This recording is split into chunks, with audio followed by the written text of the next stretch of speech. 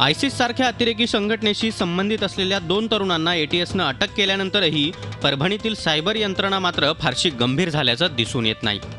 परभणी जिल्ह्यात अंदाजे 100च्या जवळपास नेट कॅफे आहेत। मात्र यातील अनेक नेट कॅफे धारकांनी सायबर सेलचे नियम धाब्यावर बसवलेत। मात्र इतकं होऊनही या नेट कॅफे धारकांना योग्य त्या सूचना दिल्याचं पोलीस विभागानं सांगितलंय।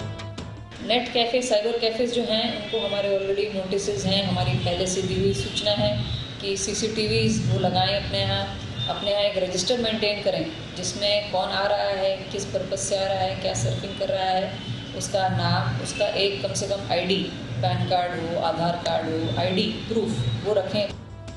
सोशल नेटवर्किंग साईट हाताळण्यासाठी तरुण तरुणी नेट कॅफेवर तासनतास बसतात। नेट कॅफेत येणाऱ्या तरुणांचं ओळखपत्र आणि त्यांची माहिती नोंद करणं गरजेचं असतं। त्याचबरोबर सीसीटीव्ही बसवणं देखील बंधनकारक आहे। मात्र या सर्व नियमांची हे कॅफेधारक पायमल्ली करताना दिसून येत आहेत।